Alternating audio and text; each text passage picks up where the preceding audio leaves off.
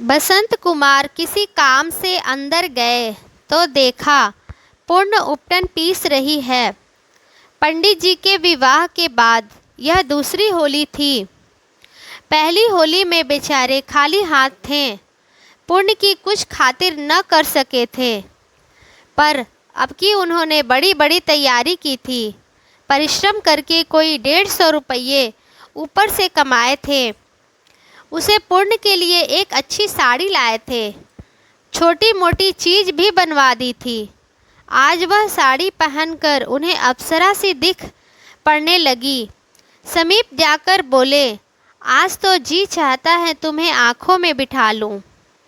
पूर्ण ने उपटन एक प्याली में उठाते हुए कहा, यह देखो, मैं तो पहले ही से बैठी हुई हूँ। बसंत कुमार कहते हैं, कमल बाबू अब 10 बजे के पहले नहाकर नहीं लौटेंगे। पूर्ण, पहले जरा यहाँ आकर बैठ जाओ, उपटन तो मल दूँ, फिर नहाने जाना। बसंत कुमार कहते हैं, नहीं नहीं, रहने दो, मैं उपटन न मलवाऊँगा, मेरी धोती दो। पूर्णा कहती है, उपटन क्यों न मलवाओगे? आज की तो यही रीति है, आकर बैठ जाओ। बसंत कुमार कहते हैं, आज बड़ी गर्मी है, बिल्कुल जी नहीं चाहता लगाने को। पूर्णा ने लपक कर उनका हाथ पकड़ लिया और उपटन भर हाथ उनकी देह में लगा दिया। तब बोली, सीधे से कहती थी तो नहीं मानते थे, अब तो बैठोगे? बसंत कुमार ने झेपते हुए कहा, मगर जरा जल्दी करना, धूप हो रही है।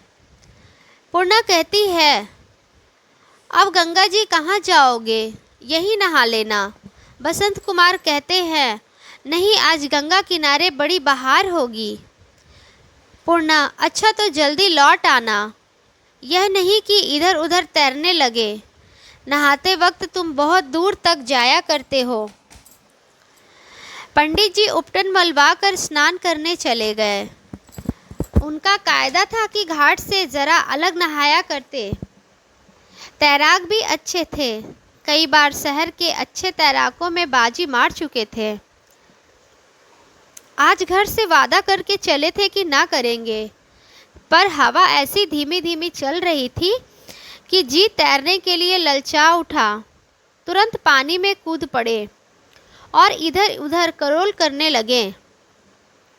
उन्हें बीच धार में कोई लाल चीज़ दिखाई दी। गौर से देखा तो कमल थे। सूर्य की किरणों में चमकते हुए वह ऐसे सुंदर मालूम होते थे कि बसंत कुमार का जी उन पर मचल पड़ा। सोचा, अगर यह मिल जाए तो पूर्णा के लिए झुमके बनाऊं। उसके हर्ष का अनुमान करके उनका हृदय नाच उठा। बीच धार तक जाना उनके लिए कोई बड़ी बात नहीं थी। उनका पूरा विश्वास था कि मैं फूल ला सकता हूँ। यह ना सोचा कि जैसे मैं आगे बढ़ूँगा फूल भी बढ़ेंगे उनकी तरफ। चले और कोई 15 मिनट में बीच धार में पहुँच गए। वहाँ जाकर देखा तो फूल इतनी ही दूर आगे थे। अब कुछ थकान मालूम होने लगी थी, किंतु बीच में कोई रेत ऐसा न था कि जिस पर बैठकर दम लेते। आगे बढ़ते ही गए, कभी हाथों से जोर मारते, कभी पैरों से जोर लगाते फूलों तक पहुँचे, पर उसे वक्त सारे अंग शिथिल हो गए थे।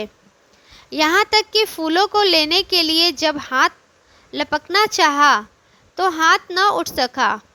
आखिर उनको दांतों से दबाया और लौटे, मगर जब वहाँ से उन्होंने किनारे की तरफ देखा तो ऐसा मालूम हुआ मानो अभी बहुत दूर है। शरीर बिल्कुल आसक्त हो गया था और जल प्रवाह भी प्रतिकूल था। उनकी हिम्मत टूट गई, हाथ पांव ढीले पड़ गए।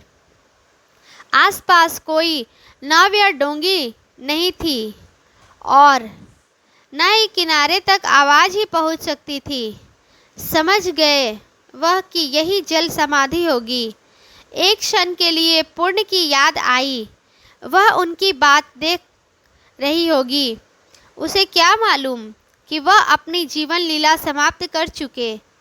वसंत कुमार ने एक बार फिर जोर मारा, पर हाथ पांव हिल न सके। तब उनकी आंखों से आंसू बहने लगे।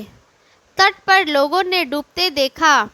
2-4 आदमी पानी में कूद पड़े, पर एक ही क्षण में बसंत कुमार लहरों में समा गए। केवल कमल के फूल पानी पर तैरते रह गए, मानो उस जीवन के अंत हो जाने के बाद उसकी अतृप्त लालसा अपनी रक्त रंजित छटा दिखा रही हो। दोस्तों, यदि आपको मेरी कहानी अच्छी लगती है तो प्लीज़ मेरे चैनल को सब्सक्राइब करें और सपोर्ट करें। Thank you.